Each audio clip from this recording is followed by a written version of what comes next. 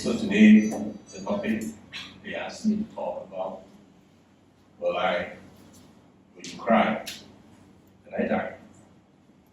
Is it a morbid topic? Many people maybe a morbid topic. But to the students of the Buddha Dhamma, this is not a morbid topic. If there is one thing for sure that every one of us in this room will undergo, it's death. All of us will die. It's the one common denominator of life. So there's absolutely nothing morbid about it. In fact, it's something the Buddha talked about very often. And the Buddha asked even a question to his disciples, how long is life? And someone replied, oh, maybe 10 years, and another replied, 5 years. You say, no problem. Another replied, etc., etc., down, one say, maybe 1 month, maybe 1 week. The ultimate answer down to one disciple who said, 1 breath. And the Buddha said, yeah, your life is just 1 breath. The instant you stop that breathing. That's it.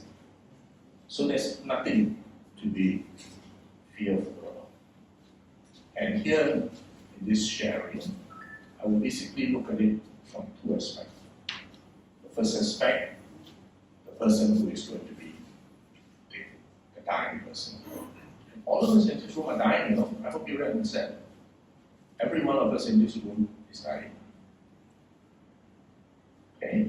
The other aspect is from those of his loved ones and his friends. So we look at it from 2 aspects. So point number 1 is every one of us is dying. It will be a great blessing if, let's say, you know and I know exactly when I will die. That would be a great blessing, because if you know exactly when you will die, 2028 August 31st, I guarantee you your life will be lived differently. You will use every moment of your life from now on until August 31st, 2028 with purpose, with meaning. You're not going to be bothered about many ridiculous things. And the Buddha actually said it. He said in the Dhammapada very clearly that all of us will die. That's the common denominator. So why are you all involved in all the petty quarrels, this, that? When at the end it actually makes no difference. So that's the first thing we have to realize, and that is every one of us will die. Now, dying is a process. Death is a moment. Death is only one moment. But dying is a process. That process can be long, that process can be short. Okay, so that's the first thing. And the second thing is, what did the Buddha teach us? Why do you take refuge in the Buddha just now? These things are important because I'm very allergic to rituals. Bernie and her dear husband, we were my students for 15 years in Johor. For 15 years they attended weekly Dhamma classes. I failed because they still not elected yet. You attend a class for 15 years and didn't know where the teacher was sitting. Okay. So I always tell them I'm very allergic to rituals because rituals are not created by the Buddha. Rituals are created by generations of his students after he passed away, one more complicated than the other. But rituals serve a purpose. They are meant to be educational in an era, in an age where people were not literate. So why do we take refuge in the Buddha? We just took refuge in the Buddha. Dham, Saranam, Gacchami, etc. You know, took it 3 times.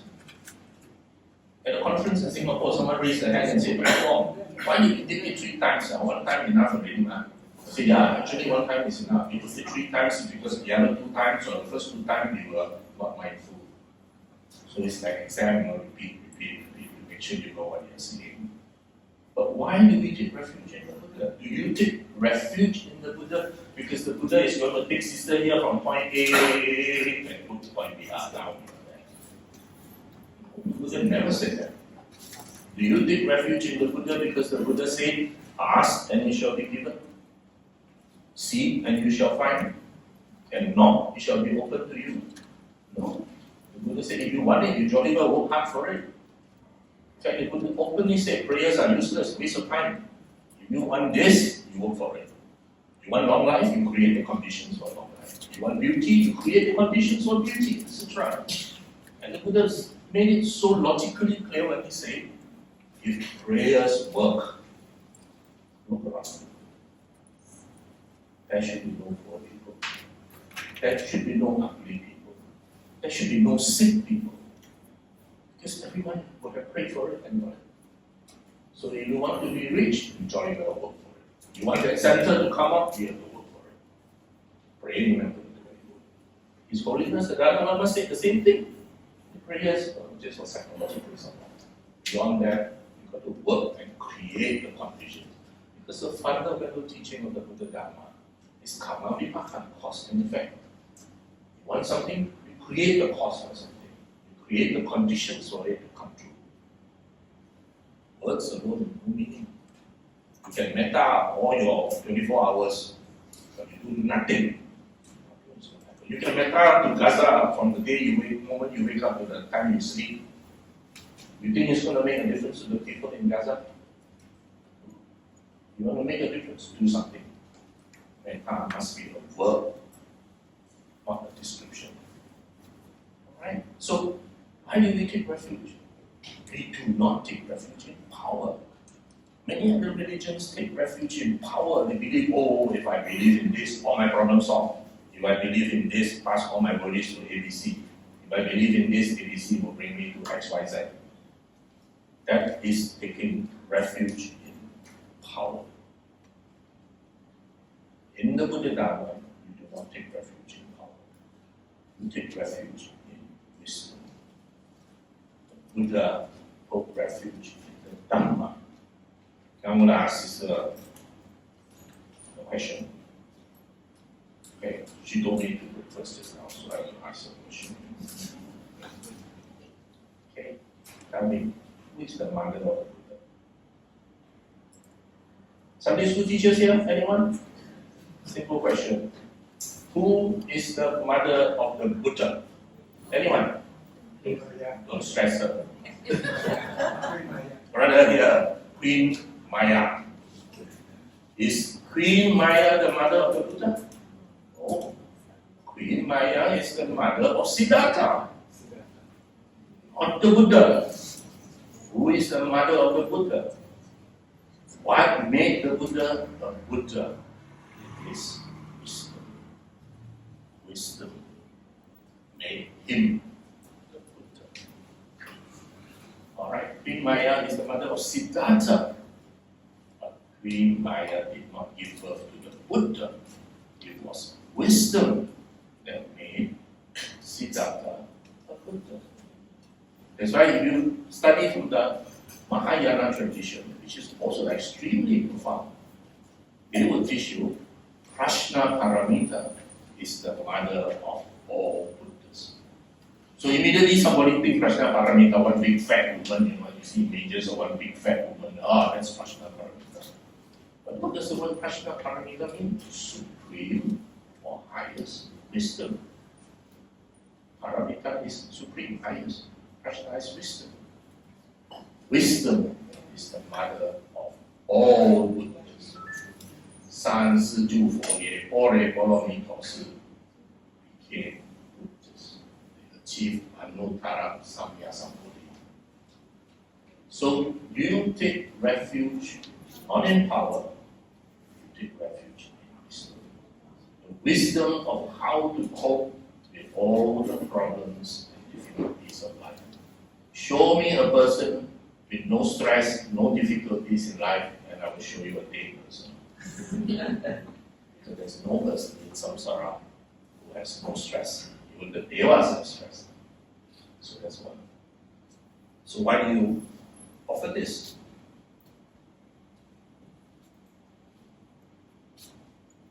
You think the Buddha is going to eat this? No. One of us after this is going to eat this. Why do you faithfully offer this every Sunday?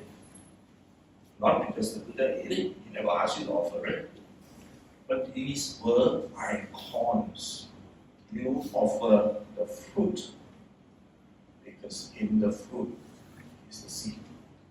And the seed gives rise to the fruit. It symbolizes the teaching of karma vipaka, cause, condition, effect. It tells you, it reminds you every time you offer that this is the teaching of cause, condition, effect. That seed will never grow a durian. You want a durian, you could offer a durian with the seed. Not that. Because whatever cause you create will give rise, under the correct conditions, to this effect. Okay? You plant a lousy one, you're going to get a lousy one. You plant it in unsuitable soil, you're not going to grow anything. So, why do you offer the flower? What does the flower represent? It teaches us one of the fundamental lessons of the Buddha Dhamma. Impermanence, very good sister, anicca. One of the fundamental teachings of the Buddha is anicca. Sabbe sankhara anicca. All things are impermanent. Whether you like it or you don't like it, they are always changing. So I was just sharing with sister. Oh, sorry, not this sister, this sister. Got two teenage boys. The two teenage boys are not going to be that itchy little baby that run to mommy, I love mommy, I love you, mommy. That phase of life is over. Teenage boys, when they enter teenage years, one word from their friend is more than 100 words from the mother. Okay? When they get a girlfriend, habis. Mother might as well be written off. So these are the phases of life, we all keep changing. And for many of us, we're actually in the last phase of our life. I look at it, first 25 years, study like crazy. First 25 years, study like crazy. Next 25 years, you work like crazy because you're going to raise a family, support your children. Now they all go private universities, pay until die. You go UM, also pay 550,000 to study medicine now. You know what's up, Stefan? Can you imagine you want to study medicine in UM? Last time Stefan and I pay one term maybe 300 ringgit, that's it, including our hostel, which is 7 ringgit a day, 3 meals provided, single room. Now you study medicine in UM, 550,000 a year. So how not to work hard for the next 25 years? Then what happens when you reach the last 25 years? Malaysian statistics, we will be dead by 76 now. So the last 25 years is where I say, if you're still alive, then please devote it to something significant. Okay? I don't care what that significance is, you create it yourself. But you do something significant, and you let the Dhamma be the GPS of your life. The Buddha said, be an island to yourself, be a light to yourself. Why be a light to yourself? The Dhamma gives you that ability to see. Imagine if this room is dark, and now it like one light, that one light will be allow you to see. That gives you the ability to see. So our refuge in the Buddha is just like the Buddha himself, after he became enlightened, and he said, who can I pay homage to? Is it the Devas? No, he said. Finally, he came to the conclusion. It's a Dhamma. The Dhamma made me a Buddha. The Buddha paid respect to the Dhamma. Because that is the simple realities, the truths of life. So we too, our refuge is in knowing the Dhamma. And then with knowing the Dhamma, we know what to do. What is the word Dhamma in Chinese, sister? No, sister don't Chinese. We take refuge in four. Fa. How do you write the word fa? How do you write the word fa? 3 dots and 出气3点水 and 出气. The Dhamma teaches you how to live life harmoniously. You flow like water around all the obstacles in the path of least resistance. Dhamma will be able to help you to live your life harmoniously in the path of least resistance. Because you no longer fight impermanence, knowing that it is a silly thing to do. You do your best with dukkha. You cannot say after I take refuge I have dukkha. That's being silly. Okay? So, those of you who understand Chinese have an additional advantage. Because when the Nikayas, for example, were translated into English by the Pali Text Society, the early generation of all the translators were not Buddhists. They were in fact Christian missionaries who wanted to know, I know all your secret now, I know how to sample you. Okay, so the early translators were not Buddhists. So they translated the text into English with the background understanding of Christianity. That's why Samma Samadhi, the eighth factor of the path, became right concentration. Actually, that's wrong. It's not right concentration. If I ask you to do meditation, which I see you do regularly, and I say, sister, you must concentrate on your breath, on the rising, falling, nothing else, only concentrate on that. I guarantee you in 15 minutes, sister will be traveling around Kuala Lumpur or somewhere and all that. But did the Buddha teach that? He didn't. Samma Samadhi is not right concentration. But when it was translated by the early translators into that, it went into our common consciousness. And now to change it is impossible because it's so commonly used. So what is Samma Samadhi? How did the Chinese translators who were practicing monks, what did they translate it? Xuanzang was one of the great translators. He was a very highly attained monk. What did they translate it to? Not right concentration. They translated it as Zhen Ting, stillness. Right? Stillness. So now if I tell sister, you meditate. You just use one object, which is your breath. Don't care whether long breath, short breath, medium breath, irrelevant. You just need an anchor. As you look at your breath in and out, then you're going to think of your husband. It's okay. Just note that you thought of your husband. Right? And afterward, you think of your son. It's okay. Come back. What you are training is you are training the mind to be still amidst all the interruptions. That means you are reconditioning your mind to take a step back and see thoughts arise, thoughts cease, but they do not affect me. I remain calm. And that's doable, sister. But if I tell you nothing else but your breath, you will give up. Okay? So these are important things that we have to realize because that's what wisdom is about. So coming back to this death thing. Death is the topic a lot of people would like to talk about. So I was very inspired when the show The Last Dance came and became such a hugely successful show. Because for once it has brought death to the forefront. Okay? There's only little religion in that show. It's a lot of culture. I still remember when I was small, my grandparents passed, we still have tortilla.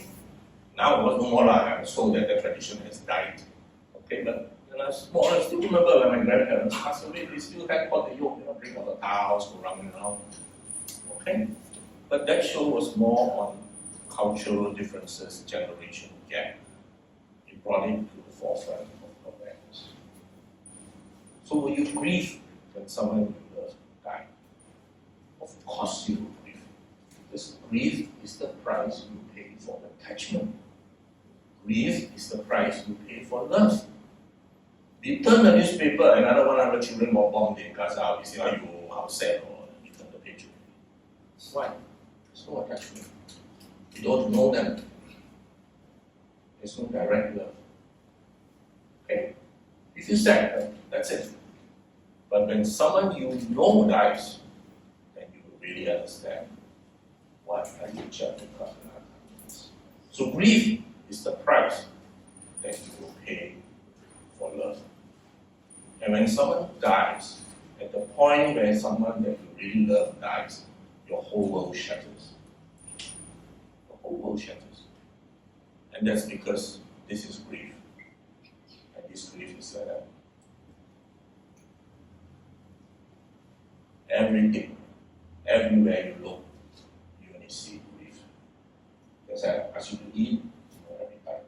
Ask you to sleep, cannot sleep. Ask you to work, cannot concentrate. So is there any magic thing that can make this disappear? Some religion will tell you it's the trust in ABC. The person has gone to a better place. It's okay. This is the best thing to sell. You sell a product that can never improve on it. Okay, the best thing to sell. Okay, you sell a refrigerator, don't look also can complain. But this one you sell, nothing to complain. So this is just self-observation. So what will we do? This grief is going to be there. What you and I have to do when someone that you and I love close to us pass away is to accept this grief. It's the price we pay for love. But we put it in its proper perspective, which is at the end of your hand. So it's still the same amount of grief. But now it's there. You see a much bigger world. Much bigger world.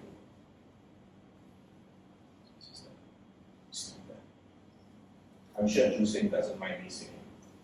And he had great loss. I told Ju Sing, your grief will be there. Now it's like that. And grief, I don't care how you pray, it's not going to disappear. It's going to be there. But what I want you to do is, I want your world to be bigger. When that world becomes bigger, your grief will be the same size. Now you buy a smaller form. And so as time passes, how do and why do you recover from grief? It's because the world becomes bigger and bigger and bigger. That same grief is there. Only just yesterday night, a close friend was talking to me about another friend. The friend's mother died. So when I met her in Jakarta, she was crying, mother died. Did I do anything wrong? Could I have given her better medical care? Maybe if I brought her to Subang, Dr. Lee's hospital would have saved her life and all that. Blame so much on herself. Dr. Wong, I'm the one who inject her with insulin every night, Did I do it right? Did I inject too much and all that? All the usual self-blame after the grief occurred. Whole family sad. Father very sad, lost her life. Okay, that was a few months ago. Now yesterday another friend came from there, from the same place, she chatted to me and said, now she got new problem, new grief. Even bigger problem. Why? Because father found a girlfriend. Father forgotten all about the wife already. Now a new girlfriend. Now the children are worried. What the woman married the girl? How? So the father has put this at a very, very long end of the stick now. His world has grown much bigger. Okay? So please, these are the realities. As long as you're alive, you can't stress is going to be there. And nature, impermanence, is the universal character as long as you're here and there. You're not going to disappear until you leave samsara. Okay? That's semantic. When an old person passes away, yeah, it's sad, but it's the order of things. As we degenerate, after you pass the age of 60, things degenerate very rapidly. Your knees start to hurt, your back starts to hurt, your memory starts to fade. If you are a doctor, it's time to retire. Alright. So, famous Chang teaching. So, a rich man moved into a brand new house. Sekian, some Buddhist new center. Famous Chan master. And so, brother, dear master, we are moving in now. Can you write a poem for us to bless our center, our house, or whatever residence? The master said, of course, bring up and form sable or supposed to bring out in the color of right. So the Zen master wrote, grandfather died, father died, son died. Is that? So many. then say, I ask you to bless me, not curse me. I'm moving a new house, and you say, grandfather died, father died, son died. And the Chan master said, this is the greatest blessing I can give you. In every generation in your family, if this order is followed, you will have many more grace. If ever this sequence is changed in any way, your family will have untold grief. And we mortals look at it from a very personal, selfish view. Okay? We don't look at it that way. But when you look at this, it's the truth. That's the order of things. So, one. So, if every one of us know how when we will die, that's actually good. Because you will live your life purposefully and meaningfully. Do you know when you will die? You don't. It could be tomorrow, it could be next week. So why are you not living your life purposefully? You should. None of us in this room know when they will die. This roof might collapse for all I know. That's it. Okay? Alright? Are we near to an airport? After reading yesterday about Air India one, I'm a bit worried. Okay? So that's one. So how do we prepare for our death? Very easy. A good life equals a good death. You want to have a good death? Make sure you live your life now meaningfully and peacefully. Okay? Chinese New Year. How many of you will have seen the symbol that we give each other in Chinese New Year of 5 bats? Okay? 5 bats surrounding. So that you see the Chinese, the carpet, there are 5 bats surrounding the middle of the word sea. Okay? You look at your bowl, the Chinese rice bowl, you look at the bottom there, also you see 5 bats and the word sea. Okay? And the Chinese, very often you see on top of the door, especially when I went to China, I saw on top of the entrance of the door, Fok Lam. Okay? I'm sure you heard of the expression, because the Chinese word for fu, and the Chinese word for blessing rhymes. So they say, fu, 5 blessings descend on this household, this door. So last Chinese New Year, faithfully I went to my mother-in-law's house. She's 87 years old. I went to my mother-in-law's house, and there on the wall, I don't know who gave her a scroll. Beautiful calligraphy. So me being the eternally naughty son-in-law, asked my mother-in-law, I said, Ma, 你知道最尾嗰個福係咩冇？五福臨門 is 5 bats, 5 blessings descend on your household.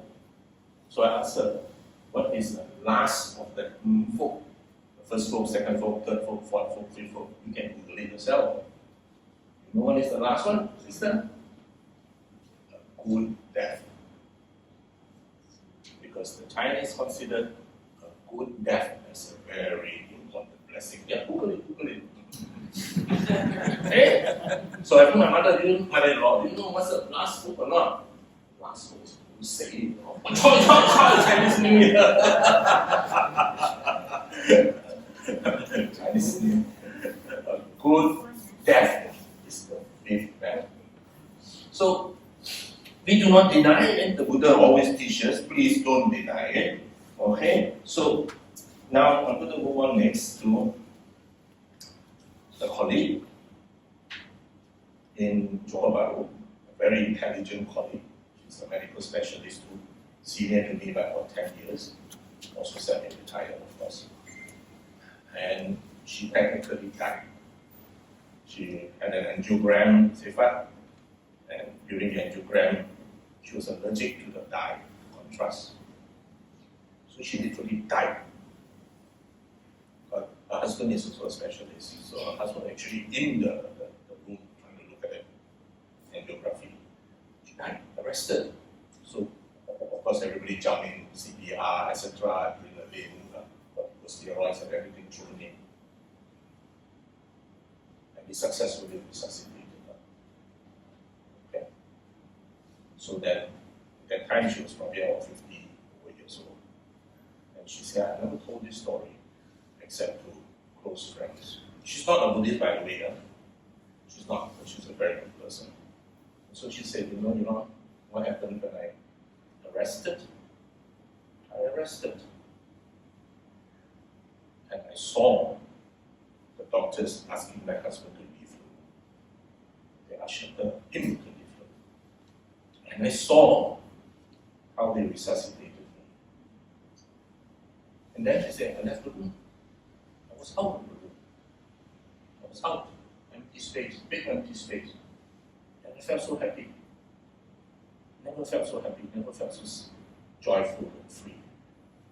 And all the events of my life, of course, next question is what events? All the emotional events of my life. When my child was born, when I got married, something like all the emotional events. They flashed through my life. I got all these things.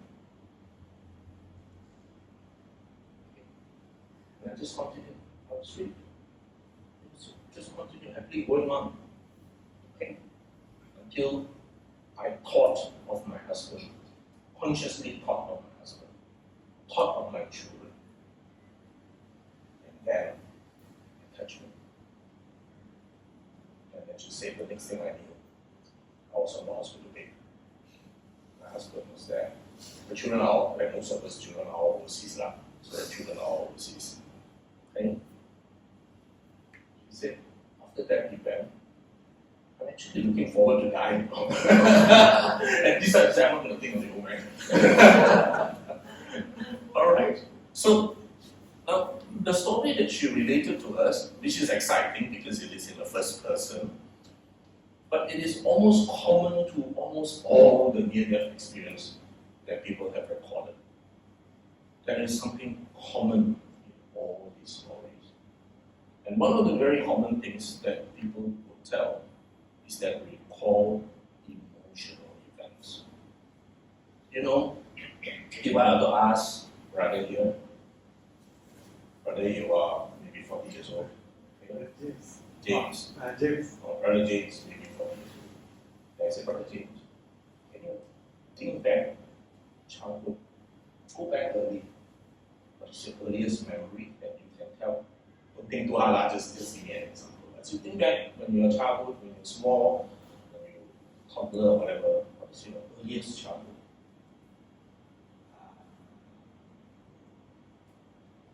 Don't have to think too hard, just give.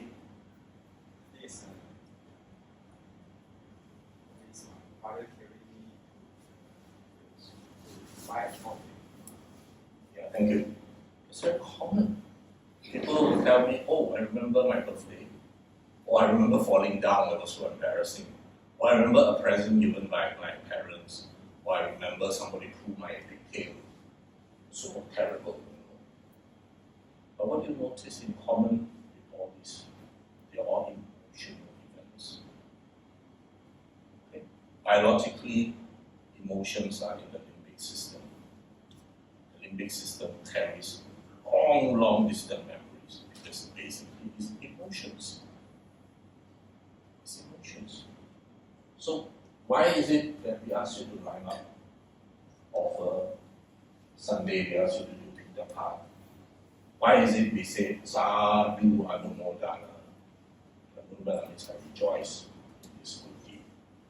The others rejoice in this good deed. Okay. Why is it we say that before you do the Dana, you must rejoice? During the act of the Dana, you must rejoice. After the Dana, you also must rejoice. Okay? Don't I give this Dana. And it's very common in Malaysian society, So I prepare nice nasi lemak, and I offer this sayade or this ayam. Then after that, we can back then we can check, eat my satay, and he eat my whatever I offer. Alright? Very conditional kind of offer. Now, all these things, they create memories, they create emotions. And our emotional memories very, very strong. That's why people remember divorce, they remember quarreling with the husband, they remember the first word my daughter said which hurt me so much, remember my granddaughter's first smile at me, whatever. They are all what do we mean when we say all these conditions of consciousness? You remember in 12th independent modification, with ignorance. From ignorance, we do a lot of actions, sankhara. From sankhara, we condition our consciousness. Okay? From consciousness, it will condition the new Dhammaduta. Okay? For those of you who are studying consciousness, vijnana, and Dhammaduta is different. When we talk about 5 khandhas, although very often we use 5 khandhas and Dhammaduta interchangeably, but 5 khandhas and Dhammaduta is different. 5 khandhas has consciousness in it. Dhammaduta does not have consciousness. Okay? Consciousness from ignorance condition, our actions will be conditioned, our actions will condition consciousness, our consciousness will condition the new Dhammaduta. So in the suttas as translated by Nikubudi, the stream of consciousness, that will condition a new Dhammaduta. Okay, so although we use 5 khandhas and Dhammaduta very often interchangeably, technically they are not exactly the same. Okay, Dhammaduta has 7 things, 5 khandhas has 5 things. 5 khandhas have consciousness, Dhammaduta has no consciousness.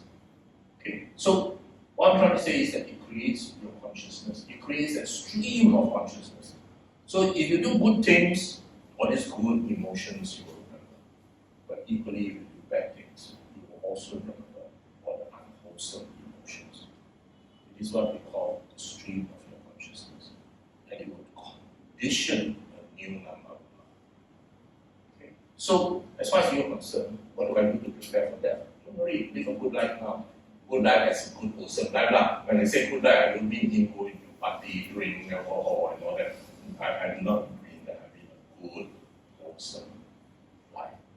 Okay? Then you create the sankhara, that is our action, our volition is wholesome. You create wholesome states of consciousness. And these wholesome states of consciousness in turn create Dhammaduta, which is wholesome.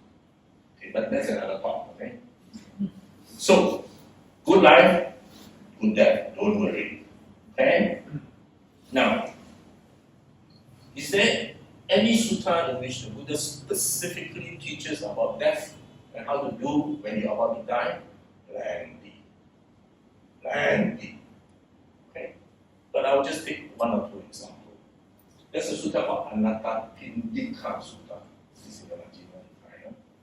Anatta Pindika was a very rich banker. Very rich. He would have sponsored the whole building by himself, no problem. Okay? So I always say, absolutely nothing wrong to be rich. Young man, be as rich as you can possibly can. Because the Buddha Sasana, during the Buddha's day, started because of rich, powerful people. If not for King Bimbisara, there would be no first monastery. If not of rich bankers like Anatta Pindika, there would be again no Jetavana. Okay? If not for Visakha, the rich lady, there would be also no so many things. So it was rich, powerful people who supported the Buddha's Sasana in its infancy and gave rise to what we have today. Okay? So Anatta Pindika was dying, literally dying. And so the Buddha was not around. So Sariputta went to see Anatta Pindika on his behalf. And so this sutta describes the conversation between Anatta Pindika and Sariputta. Okay. Now, today, what happens if, ABC is very sick, and then we say, brother, ABC is very sick, and we do something, brother say, no problem, we arrange the monks. So we arrange the monks, and then say, brother, ABC. And what has happened to our tradition 2,600 years today? 2,600 years down the road, the monks go to see someone who's very sick, they will chant the Bhujanga Sutta. Okay? Bhujanga Sutta talks about the 7 factors of enlightenment in Pali. So your brother here knows what is the 7 factors of enlightenment in Pali, brother here will benefit. Because it reminds you of the teachings of the 7 factors of enlightenment. Okay? But if I had brought the same monks to see my late father when he was dying, and they chant the Bojjhanga Sutta to him, he will say, "Okay, Gongman." So you might say this 2,600 years later. What about 2,600 years ago during the Buddhist time? Let's take a look at what happened then. During the Buddhist time, I hope you're aware, Tim, to all the people who were unawakened and they were dying, and you call upon either the Buddha or his disciples to see them at the death day, it is always, a few times that we can use the word always, right? Always a Dhamma talk in a language that they could understand. To those who were enlightened, for example, when Mahakasapa was very sick, he was already an awakened being. It was the Bojjhanga Sutta. But they know what is the Bojjhanga Sutta. They know what are the 7 factors of enlightenment. Alright? So, another thing, if I was not enlightened, he's a layman. Okay, so when he was very sick, Sariputta was called to see Nalanda Institute. She went. So what was the context of that conversation? I give you the Sutta reference, go back and read. It's in Majjhima Nikaya 143. Satu Empat Tiga. Okay. Now, there was no chanting of the Dhamma Sutta. It was a talk between Sariputta and of course, yes, you've done so much good things in supporting the Sasana. Call for that. Okay, so now let's say reverse that. I'm not going to use any one of you as an example. After you say try. Let's take me. I will use myself as an example. Okay, I'm dying, as I will definitely one day. Okay, dying. Sure, one night cannot escape one night, like a prostate cancer or some horrible illnesses will kill us all. So I said, Tim, can you please arrange to see me? So Tim comes to see me. What would I want him to do when he comes to see me? Okay, first I want him to talk to me quite loudly because I'll be quite deaf then in the language that I can understand. Okay, Tim will come and Tim will say, Brother Wong, you've done much in your life. Think of the wholesome things. Recall your pilgrimage to India. Recall your sharing. Recall the books you have written. Why all this? Because you want to create a wholesome state of mind. Alright? And Brother Tim. Dr. Punya, listen to Dr. Punya's talk. Just play the YouTube.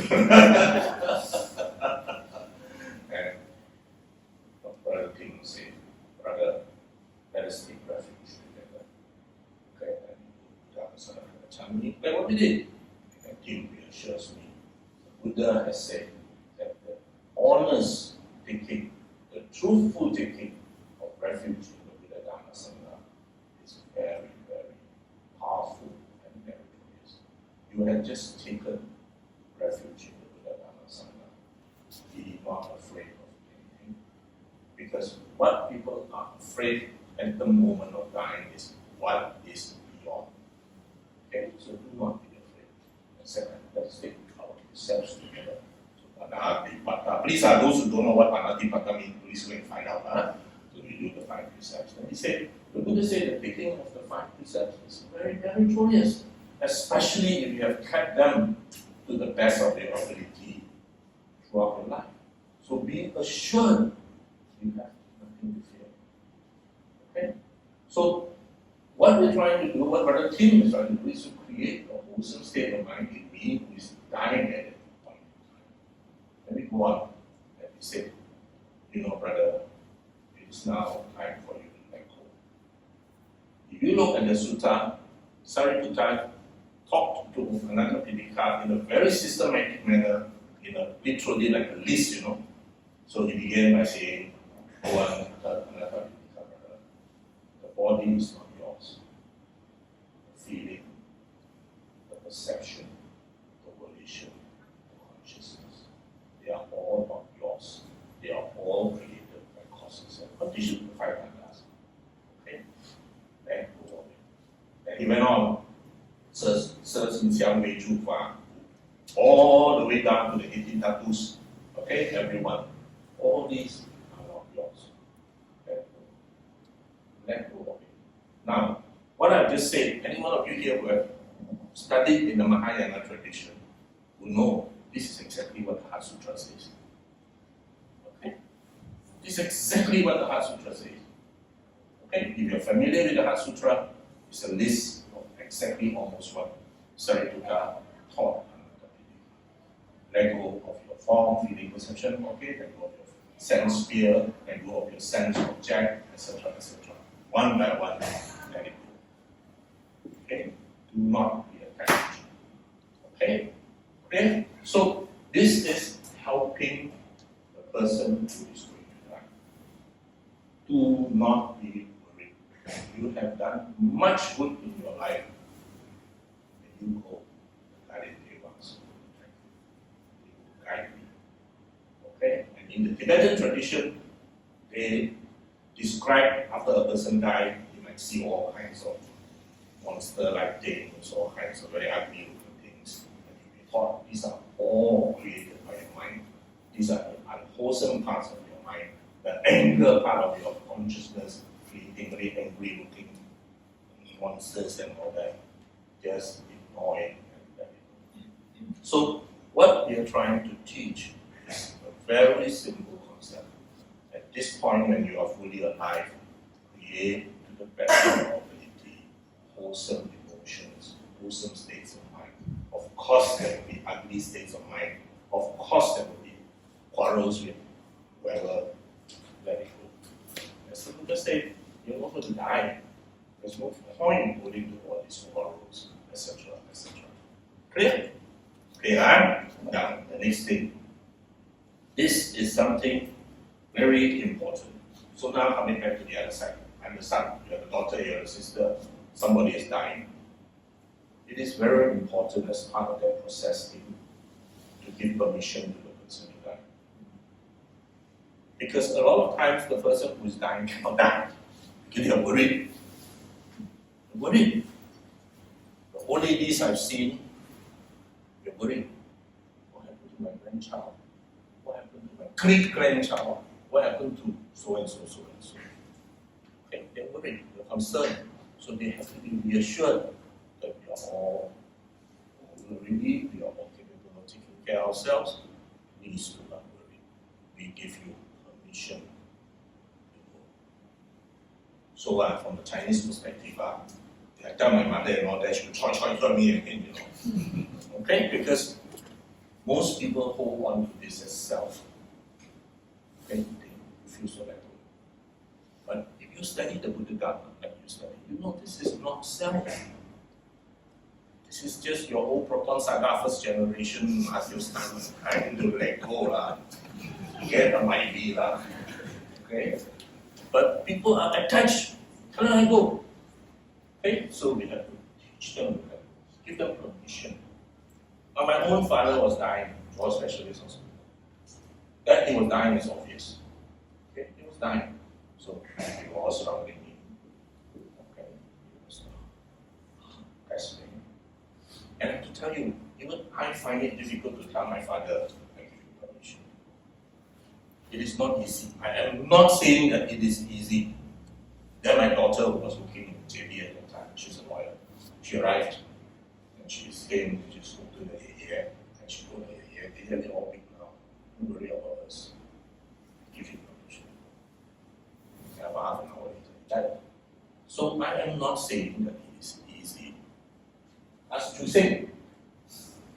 Chu Sing's father was dying for a very long time.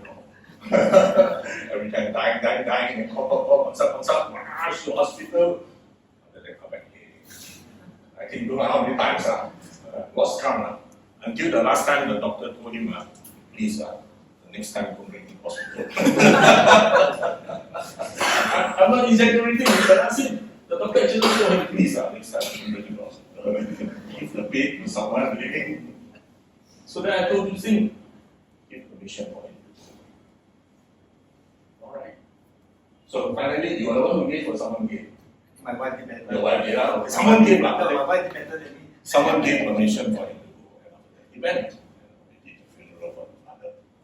Okay? So, something counterintuitive, but important. Important. Okay? Because our attachments, unless you are awakened being, are always strong. And you know, in your 12 link dependent is your attachment, you know, your upadana, you know, that will give rise to the next link of you becoming back again. Alright? Okay? Clear? So let go of your husband, you know, finally. Marry another girl for all you want, I don't care. Okay? So please remember, at the funeral, all funerals are for the living. Funerals are not for the dead. And the Buddha made it abundantly clear. There's one sutta, and someone asked the Buddha directly asked the Buddha, he said, my father passed away, I engaged all these Brahmins to come and chant for my Buddha. Will it help for my father? Will it help? And the Buddha's answer was, as usual, very illustrative. He told the young man, you take a big rock, and you push this big rock to the edge of the lake, and you push the big rock into the lake, so it will sink to the bottom. Now you ask all your Brahmins here to come and chant. See whether that rock will rise to the top. Okay. Now the Buddha is teaching what we call Socratic method of education. There are two types. You have didactic, which means I tell you a fact. Nowadays in modern education, didactic education is out because you can tell your son, don't do this, you do the opposite. Okay. So now we have what we call Socratic didactic. That means we ask him a question and we ask him to give us the answer. So that he thinks the answer himself, which actually the Buddha did 2,600 years ago. And the Buddha told the young man, now you take a jar, you fill it with ghee. Those days ghee don't have palm oil. Fill it with ghee. Now you take the same jar with ghee and you throw it into that lake. Okay? Now you take a long stick and you whack the jar. So the jar will shatter. Now all the oil rise. Because that's the lower man. Now he said, you get all the Brahmins to come and chant, see whether the oil will go down. So then the Buddha explained, whatever state your father is going to be reborn in, it's not going to be determined by the chanting of the Brahmins. It will be determined by his own nature, which basically means the state of your consciousness, the state of your emotions, etc., etc. Alright? Okay? So, while we have lots of funerals, they are all for the living. The last funeral I did was in Pontianak, believe it or not. When his brother lost a father 1 month ago. Illness, died. Father's electrical engineer. Very close family.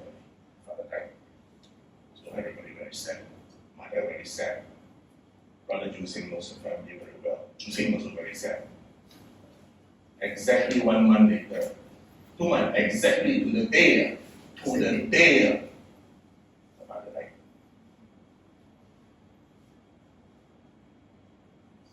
Family also. The wife was attending a meditation retreat in Bali. She called me from Bali and she said, you know, go to Pontianak. I think my husband needs support. Okay, husband very devout supporter of the society. Younger than me, much younger than us. She's probably your age, much younger. Okay. So I said, yeah, of course, Sister Julia, I will come immediately. Okay, the trip to Pontianak was horrible. Because from Senai, my son-in-law was with me. I said, Jack, I'm going to have a flight to Jakarta. Because the only way you go to Pontianak is fly to Jakarta, fly to Pontianak. There's no other way. So my son-in-law, check. Wow, no flight there. If you want to fly here, you fly Senai, Kuala Lumpur, Jakarta. I said, I'm dead now from exhaustion. So no. So I said, okay, check Singapore. Check. Yeah, Singapore still got seats. Singapore. Even food. Yeah, food. Yesterday. Yeah. So daily food, no seats. Only way is 5 KL, he said. So Singapore, I flew from Changi, Jakarta. And Jakarta, Pontianak. To meet the family, support them. So what did I tell them at the funeral? In this context, by the time I arrived, she's already dead. Okay? The family, of course, very sad. Okay? Saying both parents in 2 months. Same day some more. So at the funeral, I said, you all gather here.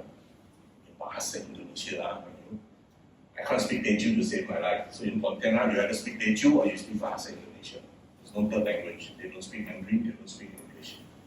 Okay? So me in speaking Bahasa Indonesia, I hope you understand. Indonesian Malay is different from Malaysian Malay. Please, it's not the same. So I said, we all get it here. It was a cremation. Okay? our family members who are lying out there to say our final goodbyes. You all are feeling very sad. Of course, it's understandable. Grief is a price we pay for love. And it's obvious all of you love your mother. But we are not here to burn your mother. Please never forget that. We are merely here to cremate that body. Your mother is no longer that body. We are merely here to cremate a body. So where is your mother?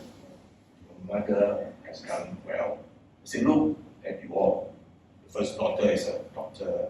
Second daughter is a very successful. Second son, very successful businessman. Third daughter, I don't know what she does. Grandson was there, etc. etc. Say, look at you all. You all have been successfully raised by your mother. She has done a very good job. Okay. It is now time to let go. Let go of the body that was once your mother. Say to your mother, thank you for all you have done. We seek forgiveness. Anything we have said in body, speech, action that might have offended you, please, we seek your forgiveness. And similarly, this is very important. If you think you have done something incomplete, wrong, whatsoever, that you think might have offended any one of us, do not worry. If there is any, it is all forgiven. So please do not hang on, do not be attached, let go. We give you permission to go. Full permission. So this is part of what I said at the funeral. Okay, so isn't that important that you need someone to guide you? So Tim, I appoint you representative in Selangor near Anwar Ibrahim. Near Anwar Ibrahim. So all that area that Tim will count in. All that in Setia one, these few brothers here will count in. Okay? So this is what the Buddhist community needs. These two, they were in JB for many, many years. They've attended many of the funerals that I've attended in JB. Because as in any Buddhist society, one of them was very old one, every month somebody died. So, every time they're attending funerals, and then you got advance booking, after they attend, and they say, hey brother, next time I die, The highest rate was 4 in a week. Highest was 4 in a week. he was my manager, he used to arrange the time. We do so many funerals, undertaker knows my first name. Because we use the same undertaker. So every time anything happens, sometimes we say, oh, contact our Chiang undertaker. You say Dr. Wong one. Then they say, oh, Dr. Wong one, yeah, he doesn't want anything one, nothing one. Don't need all the banner, don't need all the chair, don't need all the frills. Nothing one. I said, good, save money, what for you want? And he wants cheap coffin, no need expensive coffin. He said, cremate, why have such expensive coffin for what? So it's good. The undertaker knows our Buddhist needs because he's the one doing it all the time. Now I want to tell you something that will shock you. I'm sure it will shock you. What is the Chinese word for goodbye? Sister, what's the Chinese word for goodbye? Is 再见 goodbye? Think for a moment. 再见 is see you again. There's no equivalent Chinese word as in the English word goodbye. Okay, is the other one about you pray, you go down after saw you tell the floor you don't know what you're talking about. You say 再见. Okay? So this is what I also told them at the funeral. Chinese word for goodbye, which you are now saying to your dearly departed mother. 再见. 再见. It's not goodbye. That's it. 再见 is very strong in terms. Okay, so I told them you will meet each other again. Your karmic bonds are so strong. Your karmic bonds to each other are so strong. I said, I do not know when, but you will meet each other again sometime. So it is literally No, not till you name it. You will name it. So, now, so remember the Buddha taught us one important lesson. We are born of our karma. We are related by our karma. I'm sure all the Dhamma classes here have taught them that. What do we mean when we say you're born of your karma? That's our only inheritance, you know. Your only real inheritance is your karma. There's nothing else you can bring along with you. So whatever karma, the Buddha said, is the word cetana. It basically means action. So whatever actions you do, from helping to run the society to sharing the Dhamma, that is an action. That action of ignorance is sankhara. Sankhara creates karma. That sankhara creates a state of consciousness. That state of consciousness, of course, if you are enlightened, that's it. But if you're not enlightened, it creates Nalanda, a new body and mind complex. Alright? So we are born of our karma, related by our karma. Our only real inheritance is our karma. So I hope you're doing something for your karma. One of the things I always share, people laugh, and I say, whatever you do, please select your parents very carefully. I tell my medical students that all the time. Please select. We talk about high cholesterol, this, that, diabetes, what are the inheritance. I say, please select your parents very carefully. They laugh, how can you select your parents? Then I'm probably joking. How can you select your parents carefully? At every moment now, whatever you and I are doing here, we are selecting our parents. You are right now selecting your parents. Okay? So please select your parents very carefully. Okay? It doesn't have to be Bill Gates, but please select your parents carefully. Okay. Now, I'm going to just give you an exercise for 3 minutes. I want you to all quietly think for the next 3 minutes. If I were to tell you you're going to die in a week's time, okay, what do you? And I give you now the chance to write your own eulogy. You know, eulogy, as you know, is when someone comes up and say, oh, so and so is my friend, I've known him for so long, he's a good man, he has done this, he's the president of this, blah, blah, blah, blah, blah. So I say, no, I'll give you a few minutes, think about it. Write your own eulogy. What? Usually eulogy is about good things. Nobody will go out there and say, bloody hell, borrow money from me, never return. People won't say such things, right? People only say good things. Why is it as important? Is because that's the wholesome consciousness you have. Okay, so now I'm asking you to think for the next few minutes. How are you going to write your eulogy? What are you going to put in that eulogy? So that is what you're going to bring with you. It's your wholesome heart. Starting now.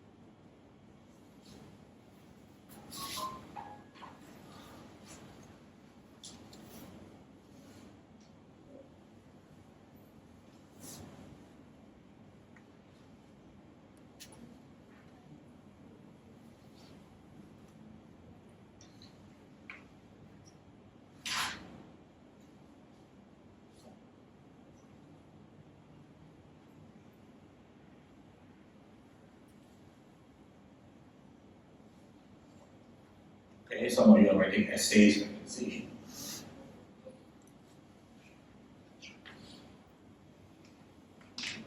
That exercise is not an exercise in testing your essay, but an exercise in making us realize what are we going to put into that eulogy? Because all the good things that you write there are the good things that will hopefully give rise to a good Dhammaduta. Now, to end this, again coming back down to the other side, that means you are going to die. What are your people going to do? So it is very important in this time and age that you have what we call an advanced medical directive. Because if you do not have an advanced medical directive, it is difficult for the next generation. For example, even a simple question, do you want to be cremated or buried? Don't know. What sort of funeral rites you want? You have 3 children, 2 Buddhist, 1 Christian, and the 1 Christian evangelical one, 16 hours one. You don't want to create discord at the last moment. So please, actually write it down. Write one. Your will is a separate thing. I'm not talking about that. I'm really talking about your spiritual needs at that moment. And then now you know that you get admitted to, say, Fats Hospital. You don't have an AMD and you are dying or something. You can go bankrupt and I'm not joking. I am not joking. Medical bills nowadays are so high, even Great Eastern refused to cover Mount E. I'm sure you have read it in the news. Great Eastern refused to cover Mount E because the bills are just too high. You can bankrupt a whole family. So what do you want? Have you got an AMD? So the next question people always ask me is, Malaysia got law like that? No? I say Malaysia will never have a law like that because of certain religions. So there will never be ever a law that is passed. Singapore has. You go to Singapore, any government polyclinic, you can pick up that form and you can fill it out. Okay, and we have laws. But in Malaysia, if you look at our Malaysian Medical Council website, we don't have laws, but our doctors generally respect your wishes if it is explicitly stated down. So things that you've got to think about, if you have an incurable illness, okay, if you have an incurable illness, what are you going to do? You want to be kept alive at all costs? Or you say, please, let me be natural. If you've got a treatable illness, for heaven's sake, treat that. Of course, that's common sense. But if you've got an incurable fear, I have a very good friend, C.A. Pancreas, cancer of the pancreas, one of the worst cancers you could think of. Spread everywhere, to the lungs, to the liver, everywhere. Poor man was in pain. I was just giving palliative care. But family cannot give up. So last moment, I also took him to China, seek an opinion there. See, poor fellow suffer all the way, push him to the airline, go to China, get the first seat in China, China fellow tell the same thing. I don't do anything, I'm taking home. And then die, of course.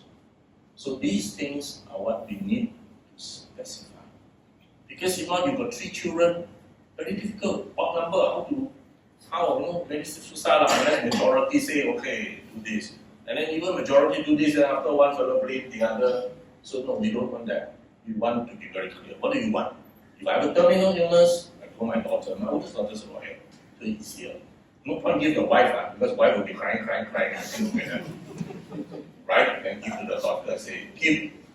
And give one to a friend, say, keep. He also give me his death photo, and I say, if I die first, I won't use this photo. Okay, I say, fine, I will make sure to use this photo. Okay, so if you are in that state, do you want to be ventilated? Very difficult question. When my father was dying that time, he was in Jaw Specialist Hospital, my good friends working there, and then hey, I think he's going to collapse tonight. Should be ventilated. I said, no, my father made it very clear. He doesn't want. Okay, easy lah. One stack of form, please sign. Or the release of hospital from indemnity form, But at least my father has said no, he doesn't want. If you haven't said, what's your children going to do? So one is in Australia, one is in China, one is in Hong Kong. What are you going to do? So please be clear. What do you want? Okay? How many days funeral you want? Who to conduct the funeral? Okay? One say must be Christian funeral, one say must be Buddhist funeral. I don't know what you're going to do. Okay? Very long now. Okay? You see the show the last dance? Same thing, one. Okay? Same thing. Conflicts within the family. So This is something I downloaded from the internet, not I so clever big one, I just downloaded from the internet, which I asked brother there to print. Okay, it's an example of what you can do. Okay, and it's very simple. Basically, I can I see what the sound mind declare. These are my end of life decision. Okay, then choice to prolong life or not to prolong life. You have to feel relief with pain. Why I purposely put that in? Because there are some very nice Buddhist people. I don't know where they learn this, but they say cannot be painkiller and all. My mind must be clear until the moment I die. So no painkiller. I say like that you jialat already. You haven't seen what medical cancer pain is like. I assure you, your mind will be clear. So I said, please, you have the advantage of having painkillers now. Alright, please go peacefully and don't go screaming in pain now, okay? Alright, and then who are the doctors you want? Not necessarily the doctors that you will be taking care of you, but doctors who can give advice to the family. Alright, because as I say, your wife will be useless one. At the time she will be too emotional. So I'm sure you have doctors in your medical society. They can be people giving more logical advice as to what to do. And then what about your organs? Let's say still pretty good condition. Please donate your organs so that somebody will keep you alive. You know that when you donate organs, it's not you keeping the other person alive. The other person keeping part of you alive. Okay? So for the boys who want to look at girls, please donate your cornea and not that someone will continue looking at girls for many, many more years.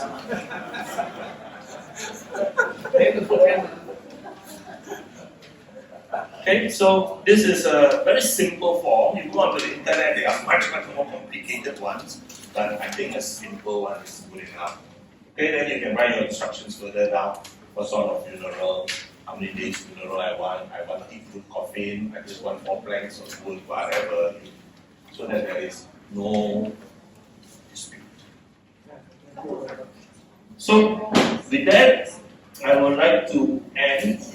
I hope I have stimulated thought or controversy. I hope I have stimulated you to at least reflect on our mortality. And don't look at it as something bad, it's something natural. It's completely natural. Okay, so please remember, it's the common denominator.